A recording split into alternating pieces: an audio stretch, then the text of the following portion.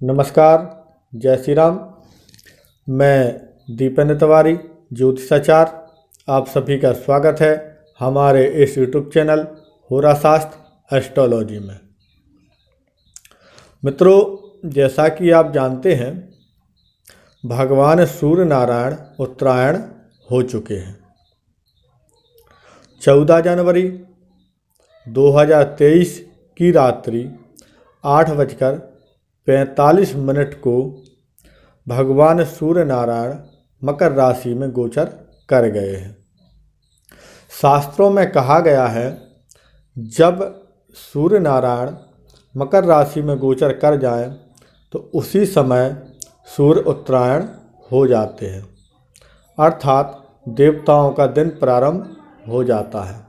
जब सूर्य दक्षिणायन होते हैं तो देवताओं की रात्रि होती है। तो सूर्य उत्तरायण हो चुके हैं और देवताओं का दिन प्रारंभ हो गया है। जब सूर्य उत्तरायण हो तो ऐसे समय में शुभ कार्य करना अति शुभ माना जाता है, जैसे विवाह, यज्ञोपवीत संस्कार, मुंडन संस्कार, यज्ञ अनुष्ठान आदि शुभ माने जाते हैं। जब सूर्य उत्तरायण होते हैं तभी देवताओं की प्रतिष्ठा भी शुभ मानी जाती है, ऐसा हमारे शास्त्र कहते हैं। आज हम आपको जानकारी देने जा रहे हैं मंगल दोष परिहार के बारे में। वैसे तो हमने मंगल दोष परिहार के बारे में वीडियो बनाई हुई है। उस वीडियो को देख करके कई लोगों ने जाना कि मंगल दोष का परिहार कैसे होता है और मंगली कुंडली कैसी होती है। फिर भी कई लोगों के पुनः सवाल थे, पंडित जी मंगल दोष का परिहार कैसे होता है और मंगली कुंडली कैसे देखी जाती है। तो अभी विवाह का ही सीजन प्रारंभ हो गया है। अगर आप अपनी बहन, अपने भाई, अपने किसी भी परिवार के सदस्य या अपने रिश्तेदारों के यहाँ शादी होने जा रही है तो सबसे पहले आप अपनी कुंडली अच्छे ज्योतिषी को दिखा लें। कहीं आपकी कुंडली मंगली तो नहीं है। अगर लड़की की कुंडली मंगली है तो उसको भी अच्छे ज्योतिषी से दिखाएं कि अगर कुंडली मंगली है तो उसका परिहार है या फिर नहीं है। हमारे शास्त्रों में कहा गया है, जब लड़का या लड़की दोनों की कुंडली मंगली होती है तभी विवाह शुभ माना जाता है। अगर लड़की की कुंडली मंगली है और लड़का की कुंडली मंगली नहीं है तो विवाह शुभ नहीं माना जाता है। या लड़का की कुंडली मंगली है, लड़की की कुंडली मंगली नहीं है तो विवाह शुभ नहीं माना जाता है। लड़का और लड़की दोनों की कुंडली मंगली होगी तभी विवाह शुभ माना जाता है। तो आप यह समझ लें, शादी एक अटूट संबंध होता है, जन्मों जन्मों का संबंध होता है। शादी विवाह हर बार नहीं होते हैं, शादी एक बार ही होती है। तो हमें शादी करने से पहले, अपनी बच्ची या भाई की शादी करने से पहले अपनी कुंडली अच्छे ज्योतिषी से दिखा लेनी चाहिए। लड़का और लड़की की कुंडली अच्छे ज्योतिषी के पास जा कर के दिखाएं। दोनों की कुंडली एक दूसरे से मेल खा रही है या फिर नहीं खा रही है, मंगली कुंडली है या फिर नहीं है तो मंगल दोष का परिहार तो नहीं है, अगर है तो किस प्रकार से मंगल दोष का परिहार है, इसके बारे में आपको जानना चाहिए। अगर आप अपनी कुंडली का मिलान कराना चाहते हैं तो जो स्क्रीन पर नंबर दिखाई दे रहा है, आप इस नंबर पर संपर्क करके अपनी कुंडली का मिलान करवा सकते हैं। कुंडली मिलान का शुल्क है मात्र 300 रुपये। अब हम बात करते हैं मंगली कुंडली के बारे में। मंगली कुंडली कैसे देखी जाती है। तो मित्रों, हमारे शास्त्रों में कहा गया है, किसी भी बालक की कुंडली या किसी बालिका की कुंडली में लग्न में, चतुर्थ भाव में, सप्तम भाव में, अष्टम भाव में और द्वादश भाव में मंगल बैठा हो तो जातक या जातिका की कुंडली मंगली होती है। पुनः सुन लें। कुंडली का प्रथम भाव, चतुर्थ भाव, सप्तम भाव, अष्टम भाव, द्वादश भाव, लड़का या लड़की किसी की भी कुंडली है और इन भावों में मंगल बैठा हो तो जातक की कुंडली मंगली होती है। दक्षिण भारत में दूसरे भाव में अगर मंगल बैठा है तब भी कुंडली मंगली मानते हैं, लेकिन उत्तर भारत में ऐसा नहीं है। अपने अपने प्रांतों की अलग अलग प्रथाएं हैं मंगली कुंडली देखने की।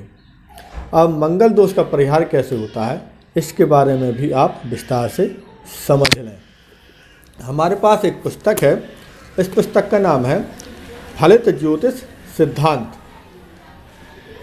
इस पुस्तक को हमने पढ़ा और समझा कि मंगल दोष का परिहार कैसे होता है। अभी तक लोग नहीं जानते हैं कि मंगल दोष का परिहार कैसे होता है।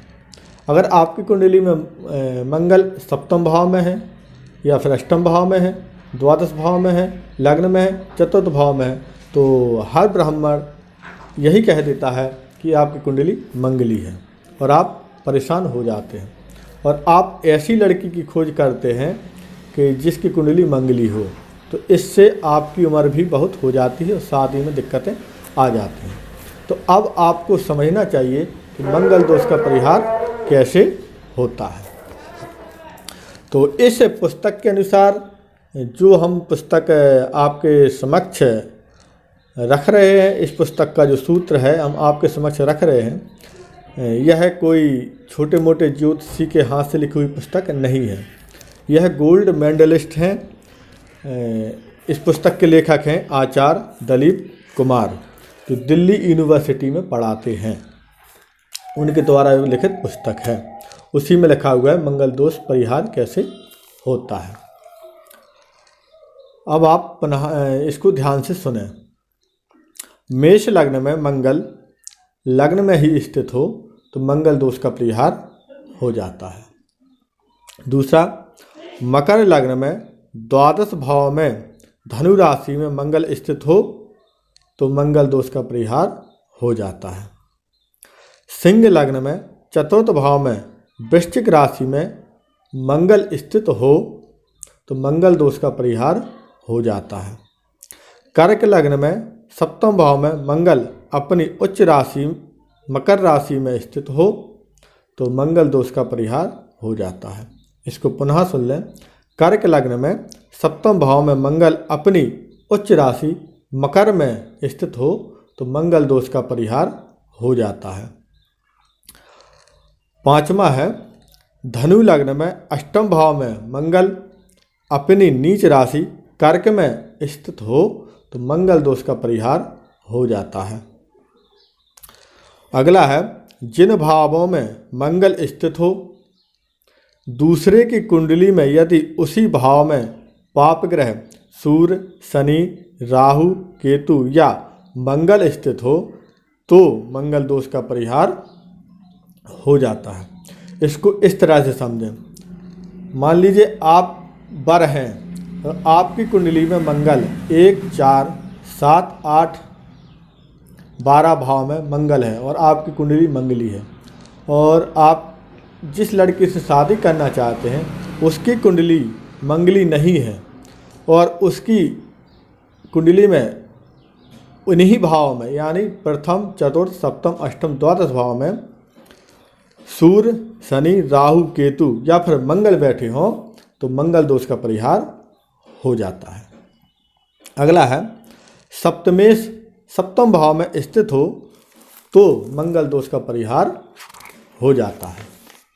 अगला है, मंगल पर बृहस्पति देव की पूर्ण दृष्टि हो तो मंगल दोष का परिहार हो जाता है।